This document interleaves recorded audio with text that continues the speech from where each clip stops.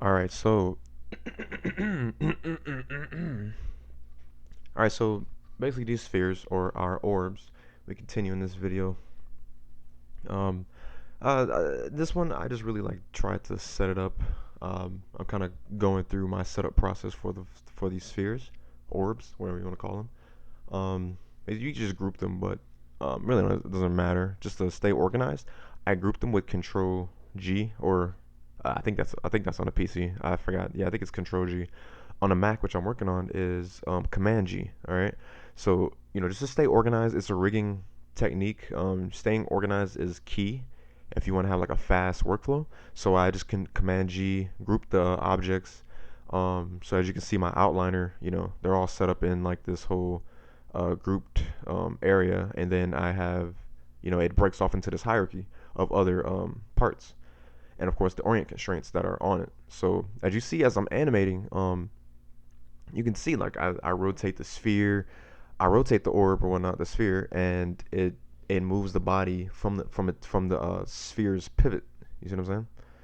So it's a really cool process, to be honest. But all it is just an orient constraint. It's a really easy technique. You get a really nice fluid type animation. Like, to be honest, like as soon as you rotate it, just animate it and see what you can get from it. All it is just taking that sphere, putting it above, or just putting it somewhere, and it's all from that pivot of the sphere or the object. Let's just make it an object, okay? Um, all it is just the pivot of that object, and it rotates our controllers, our character controllers. Okay, so it's a really cool technique. Um, it's really nice actually. You could put it anywhere you want, to be honest, like the head, the center of gravity, which is usually the hips or whatnot. In rigging, when rigging character animation and stuff like that, in rigging, you'd say cog or a cog, center of gravity, which is usually like around the hips area or whatnot, which controls like pretty much the main portion of the body that you want to move up and down with. Um, yeah, but yeah, this portion I actually like using the spheres.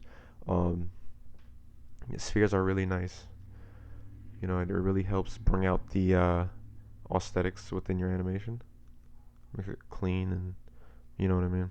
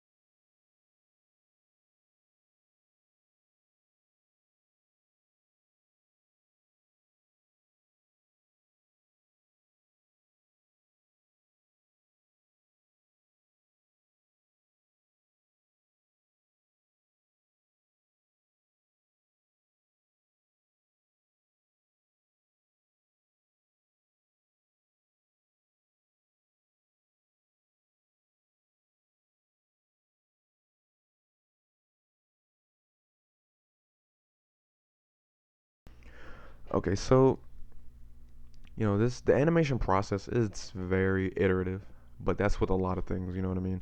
I do like user experience and which follows within website development and design and mobile application design and stuff like that.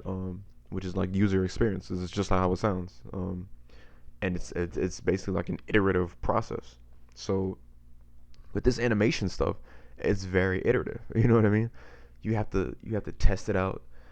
It's like a huge design cycle, or it's just like a huge cycle where you plot it out. You know what you want. You bake out the animation. Not want to say bake out, but you bring out the animation, test it out. You don't like it, then continue working on it. Uh, continue that notion of just working at the animation. Like it's a very long process, and the more you work at the animation, the better you get, the faster you get. You see what I'm saying? It's not it's if you gotta have a passion with it. Don't just be like, ugh, animation. No, you gotta want it. That's with everything too. That's life. You see what I'm saying? You gotta want it. And with this animation process, it's very iterative, and it might be boring, and and sometimes when it is iterative, and it gets to that point where, well, like I said in my other video, uh, you know, you might lose interest on whatever you're working on. Like the animation process, it could be long and boring or dull or whatever it is, but just know that the end product, what you're trying to make or trying to animate or bring to life, like just know it's about to look boss. It's about to look crazy. But just, I mean, it's a process. Like I said, trust in the process. With these videos, like I go through this iterative process for a reason. And I mean, well, not say per se like I go through it. No, like I show the process. There's a reason for it. I show you that it takes a long time. It takes you hours upon hours to get what you want, get that good animation. You chose this field for a reason, right? So make the most of it. Um, yeah, like the animation will look amazing at the end of the day. As long as you work hard at it.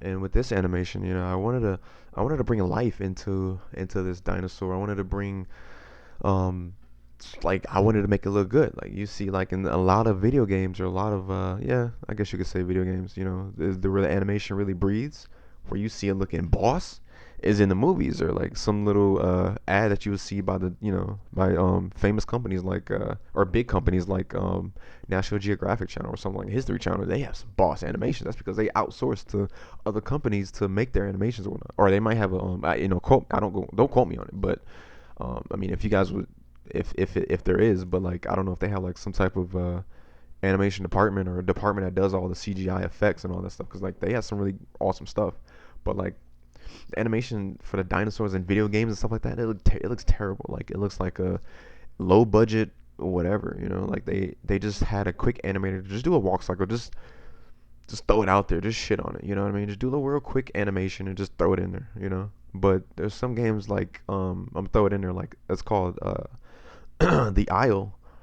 Their animations are boss. Just to put it out there, just look it up. It's crazy. It's on Steam, but it's a really cool game, and the animations for the dinosaurs are amazing.